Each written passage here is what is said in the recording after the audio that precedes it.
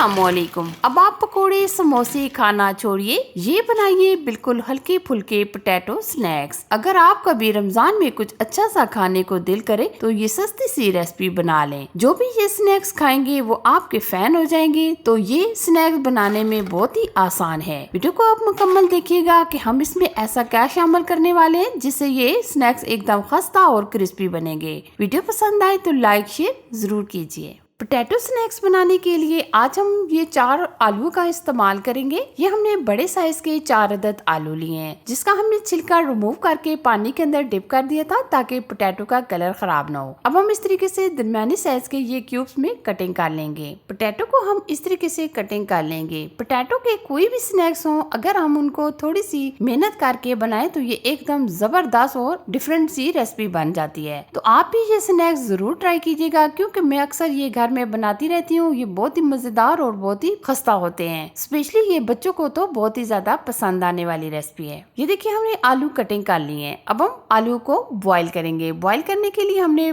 कढ़ाई में खुला सा पानी ले लिया है और अब हम इसमें ऐड करेंगे आधा चम्मच के करीब नमक। अब हम इसमें आलू शामिल कर देंगे और आलू को हम अच्छे तरीके से गिलाएंगे। आलू को आप इतना गिलाइएगा कि ये एकदम अच्छे तरीके से मैश हो जाए। जितना हम आलू को अच्छे तरीके से गिलाएंगे इतनी ये हमारी रेसिपी परफेक्ट बनेगी।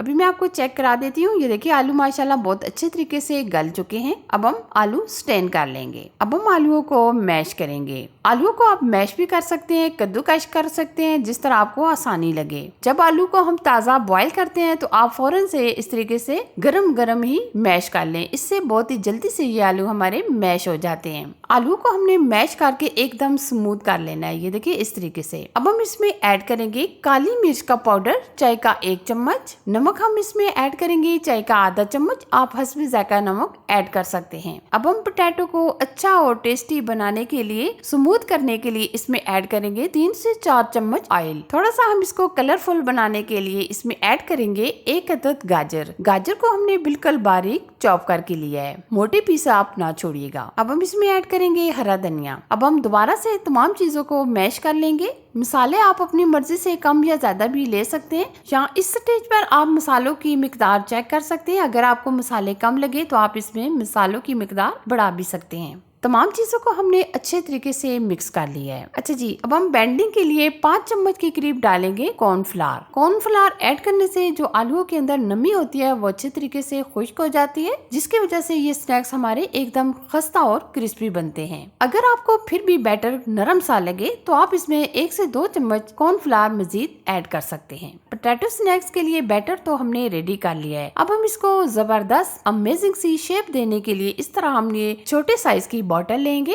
ये जो पतला सा ढक्कन होता है इस बॉटल का, इसको हम डिजाइनिंग करने के लिए पहले मार्कर की मदद से ऊपर इस तरीके से डिजाइन कर लेंगे। पहले हम इस तरीके से लंबाई में इसको लाइन लगाएंगे। ये देखिए इस तरह। वैसे अगर आप हाथों की मदद से भी बनाना चाहें तो बआसानी बना सकते हैं। ये जिगजैग की तरह हम इसकी डिजाइनिंग कर लेंगे। अब हम कटर की मदद से इस तरह कटिंग करेंगे। ये देखिए माशाल्लाह बहुत ही जबरदस्त इसकी डिजाइनिंग हो गई है। अब हम बैटर इसमें कैसे डालें। बैटर को हम इस तरीके से लंबाई में शेप देकर बॉटल के अंदर भर लेंगे। पोटैटो स्नैक्स खाने में बहुत ही जबरदस्त और एकदम खस्ता ये तैयार होते हैं। ये स्नैक्स इतने मजेदार होते हैं कि मेरे बच्चे खुद ब खुद ही ये बनाने की कोशिश करते हैं और आपस में मुकाबला लगा लेते हैं कि कौन ये स्नैक्स परफेक्ट बनाएगा और कितने ज्यादा बनाएगा। ये देखिए हमने बॉटल के अंदर ये बैटर को भर लिया है। अब हम एक शीट बिछा लेंगे और इसके ऊपर हम ये स्नैक्स बनाएंगे। इस तरीके से जितनी आप लंबाई में इसको लंबा करना चाहें तो ये बन सकता है, लेकिन हम इस तरीके से ये दरमियानी साइज के ये स्नैक्स बना रहे हैं। जैसे ये कॉर्नर पर पहुंचेगा तो हम इसको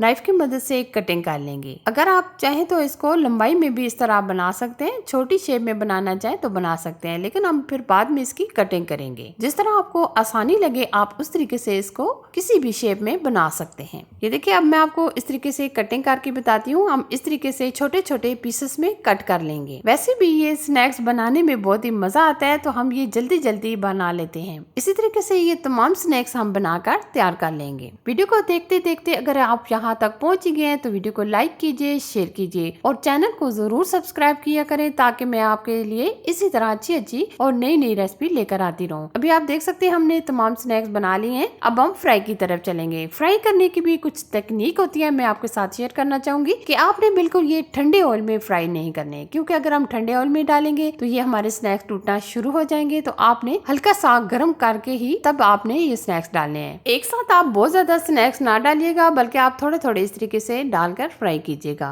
हल्के से ये गोल्डन कलर के हो जाए तो आप फोक की मदद से दूसरी तरफ पलट लें। स्नैक्स को क्रिस्पी होने तक, गोल्डन कलर आने तक हम फ्राई कर लेंगे। ये स्नैक्स लाइट से होते हैं, क्रिस्पी होते हैं, खस्ता होते हैं, जो सब खाने में बहुत ज्यादा पसंद भी करते हैं। ये देखिए माशाल्लाह बहुत प्यारा सा एकदम परफेक्ट गोल्डन कलर आ चुका है। तो अब हम स्नैक्स को निकाल लेंगे और बाकी के स्नैक्स को भी हम इसी तरीके से फ्राई कर लेंगे। ये देखिए एक और पैच भी मैं आपको फ्राई करके बता देती हूँ। ये देखिए एक और पैच भी माशाल्लाह जबरदस्त क्रिस्पी हमारा फ्राई हो चुका है। आप पोटैटो स्नैक्स का क्रिस्पीपन देख सकते हैं। आपका दिल कर रहा होगा क्यों ना आज ही हम ये स्नैक्स बनाएं। आप भी ये रेसिपी जरूर से ट्राई कीजिएगा। वीडियो पसंद आए तो लाइक, शेयर और चैनल को सब्सक्राइब करना मत भूलिएगा। Thanks for watching. Allah Hafiz.